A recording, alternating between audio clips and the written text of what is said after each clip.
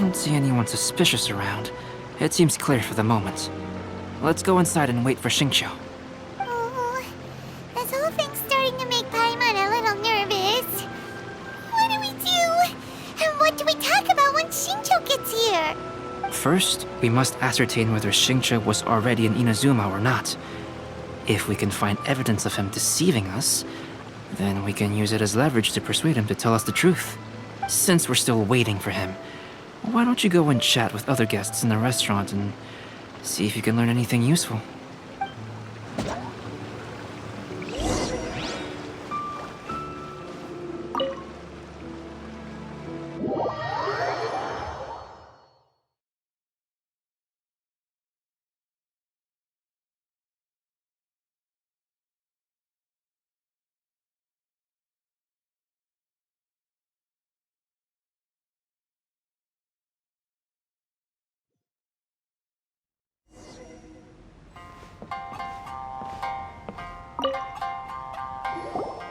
Alberdo, what should we talk about when XingQiu gets here? Any ideas? I will try to break the ice by talking about our work on novels and illustrations. If he really is hiding something, then he might feel even more nervous than we do. If we start by talking about our work creating novels, perhaps he will lower his guard. Oh, come to think of it, XingQiu mentioned that he'd like to thank you for finishing the illustrations on time. He said they looked amazing despite the time you had. Is that so? That is also a very valuable clue.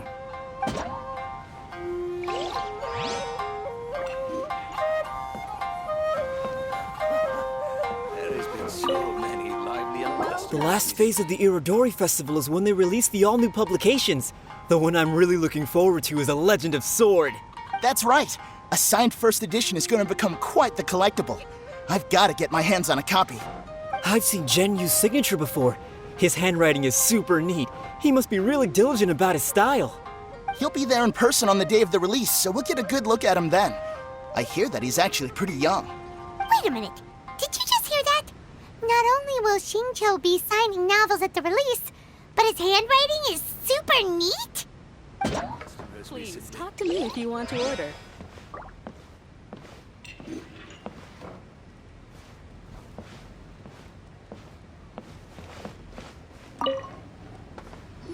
Hello there. What can I get for you? Hi, do you have any special recommendations today? Why, of course. I'd personally recommend our freshly caught seafood. It's been pouring these past 2 days, so the fishing boats haven't been able to sail at all. But the weather finally cleared up today, so we have some fresh catch. So the weather at sea has been bad these past few days? It sure has. A few guests from Liyue were just telling me that their boat was heaving and rolling all the way here. They couldn't do anything but sleep the entire trip.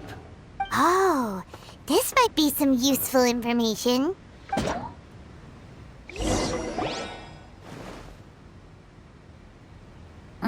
That was delicious. Inazuman cuisine largely consists of fresh seafood, which is certainly to my liking. That's good. We were worried you might not have an appetite because you didn't sleep well. Now's our chance. Let's talk to XingQiu and see if he says anything useful. Maybe we could start by asking him about the journey. Well, I've never embarked on such a long journey before. Though I was quite excited when we set off, the long days at sea quickly became most monotonous.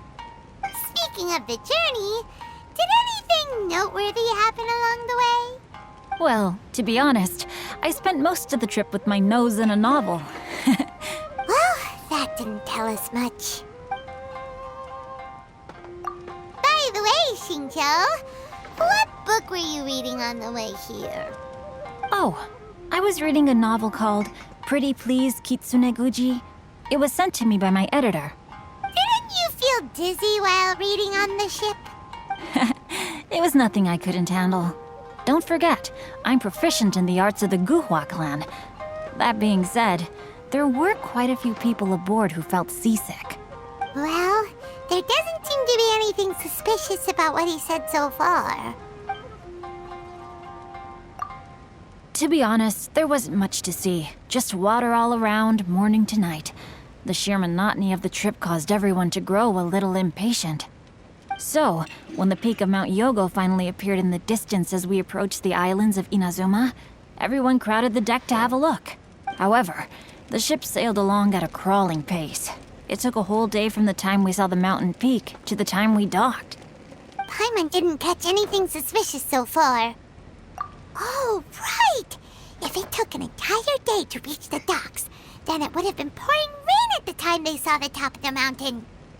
We learned a couple of things from his account, but we still require more evidence. Let's discuss creating novels with XingQiu. While it is entertaining to read novels, writing one is an endeavor of its own. You must give great thought to every detail, from the layout of the plot to the rhythm of the lines. And even when you have come up with interesting content, there's still no guarantee that it will be to your liking. I couldn't agree more. Whether it's writing a book, creating art, or studying alchemy, seldom can you really feel joy after seriously delving into the work. XingQiu and Alberdo are getting into some deep topics now, but nothing suspicious has come up. Speaking of illustrations, Alberdo, I've long wished to express my sincerest gratitude for providing the illustrations in my novel. My novel didn't sell well in Liyue, so I must admit that I had some reservations regarding its potential. Yet you've consistently managed to select the most important scene of the chapter for your illustrations. This made me feel as though what I was trying to express could be understood after all. Thank you. However, I took some risks in the illustrations, so I'm feeling slightly uneasy myself. Light novel illustrations are typically centered around the characters, but this time, I adopted a different approach in the illustration for the last chapter. Well, that scene was intended to depict the change in the world, so I thought it very fitting to draw only scenery. Doesn't sound like anything suspicious has come up so far. No, there was a crack in his alibi. My illustrations were sent for printing the moment they arrived in Inazuma. So, logically speaking, there's no way he could possibly know what the illustrations look like. XingQiu, we have something very important to ask you now. Oh? Why the solemn looks all of a sudden? Huh? I'm afraid I don't follow. Mr. Okazaki told us earlier that actually the weather at sea was very bad these last few days. So when you said that everyone came running to the deck to see Mount Yogo, that couldn't have happened! On top of that, the latest installment of A Legend of Sword will only be revealed at the Irodori Festival. Even we, the creators, haven't received a sample copy. And if that's the case, how could you know what my illustrations look like? Well, The jig's up, XingQiu. You were already in Inazuma before today, weren't you? Are you in some kind of danger but can't tell us the truth? Don't worry. The Traveler and Albedo are no pushovers. We can help you. no, please. You misunderstand me. I suppose my lack of sleep is inevitably taking its toll on my mind. I didn't notice for a moment that you were testing me at all. I did, in fact, come to Inazuma early to handle some things. Let me consider how to explain this. Oh, this is most embarrassing.